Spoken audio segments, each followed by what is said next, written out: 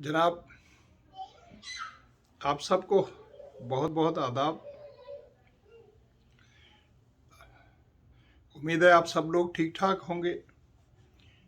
आज मैं जिस वाक़े का या जिस मेमोरी का या जिस याद का आपसे ज़िक्र करने लगा हूँ, वो मेरी लाइफ के अंदर आप कह सकते हैं कि द सैडेस्ट डे जिसे कहते हैं, गम, मतलब आप समझें कि दुखी, सबसे ज़्यादा दुखी दिन आप कह सकते हैं। और वो उसकी वजह जो है, मैं आपको जब बात बताऊंगा तो आप उसको समझ लेंगे। तो ये वाक़या है 17 फरवरी 1981 का, 17 फरवरी 1981। मेरी वालदा जो है, उनकी तबीयत काफ़ी ख़राब थी। 60 साल की उम्र में उनको रिटायरमेंट तो मिल गई थी, और रिटायरमेंट के बाद वो कभी मीरपुर ख़ास में रहती थी। मेरी सिस्टर वहाँ पर थी, दो मेरी बहनें थी मीरपुर ख़ास में, तो उनके यहाँ रहती थी। और फिर कभी जो है, उनका जब दिल करता था तो मेरे पास जो है पिटारो आ जाती थी। तो एक दिन मुझे बहन का वहाँ से, मीरपुर ख़ास से फ़ोन आया कि अम्मी की तबीयत सही नहीं है और वो कह रही कि मुझे जेठा के पास जाना है। और तो मैं फ़ौरन जो है यहाँ से गया मीरपुर ख़ास, और वहाँ जाके देखा तो तबीयत सही नहीं थी अम्मी की। तो मैंने कहा अब यहाँ बहन है और बहनोई है, वो अपनी जगह पर है, सब कुछ कर रहे हैं, लेकिन मैंने कहा चलो पिटारो में चूँकि मेडिकल सहूलत मौजूद है, मैं खुद होऊंगा, और डॉक्टर जो है कॉलेज का अपना डॉक्टर है, और साथ में लियाकत मेडिकल कॉलेज का जो हॉस्पिटल है वो भी करीब है, और जान पहचान भी थी काफ़ी कुछ डॉक्टर्स है। तो मैं उनको फ़ौरन जो है वहाँ से टैक्सी करके मीरपुर खास से यहाँ पिटारो ले आया था। तो दिखाया भी था। डॉक्टर मोहम्मद शबीर जो हैं, मेरे अच्छे बहुत दोस्त हैं, उस वक्त वो मेडिकल ऑफिसर थे। आजकल मेरा ख्याल डॉक्टर मोहम्मद शबीर जो है वो इस्लामाबाद में हैं, और वो वाहिद बख्श साहब के भी बहुत बचपन के दोस्त थे, क्लास फेलो भी थे। अगर मैं गलत नहीं हूँ तो शायद गम्बट में वो या वीरपुर माथेलो में वो इकट्ठे पढ़े थे, स्कूलिंग उनकी इकट्ठी थी। अब किस जमात में थे वो मुझे पता नहीं है।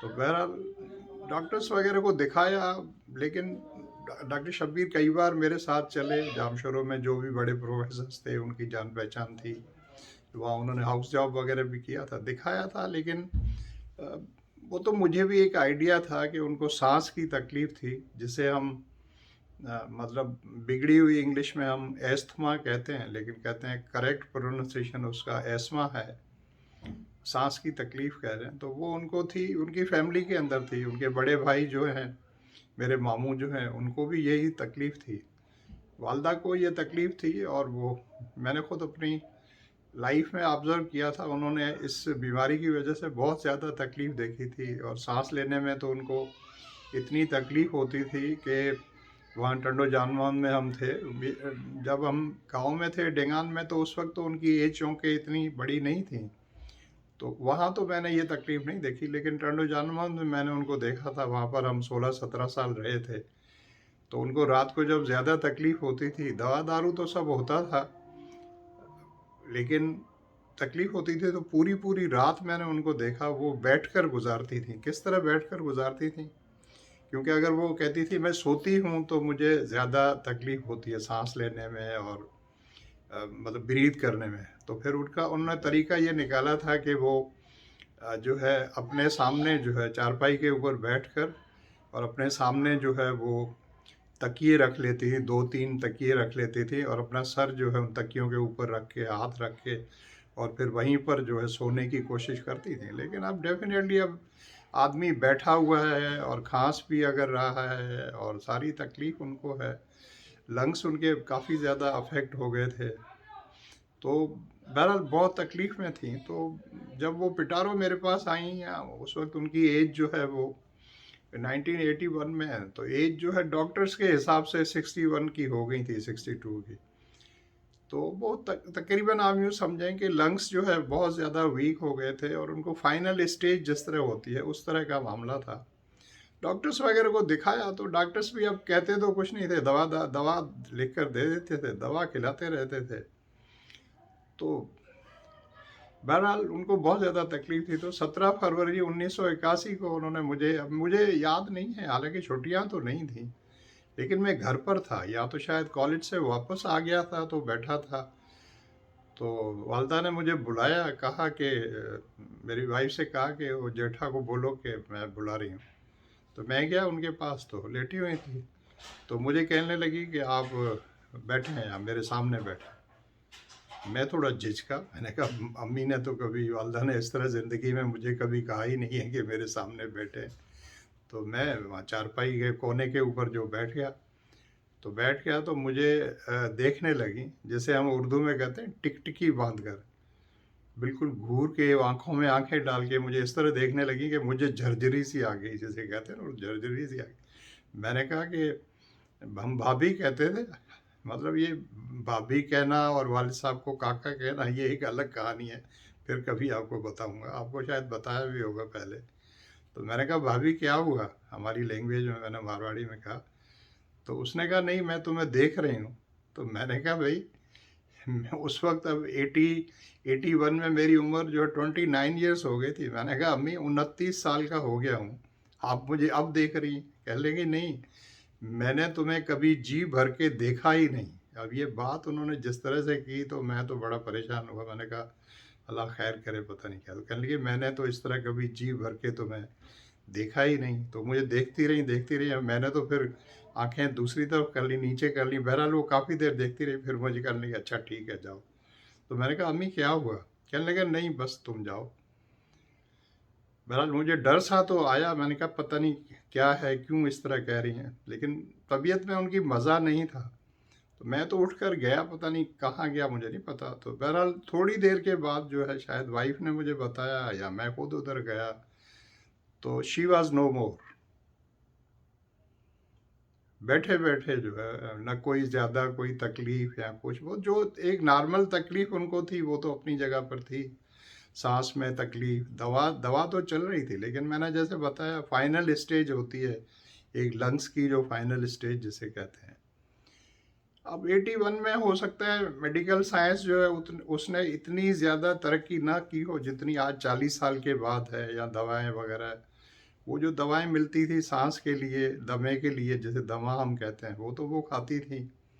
और लंग्स के लिए भी ताकत की दवाएं, ये दवा है फिलहाल दवाएं जितनी भी है। डॉक्टर मोहम्मद शब्बीर भी बहुत अच्छा कॉम्पिटेंट डॉक्टर था, और प्रोफेसर्स ने और प्रिस्क्रिप्शंस लिख कर दी थी, तो वो सारी मेडिसिन तो वो खा रही थी।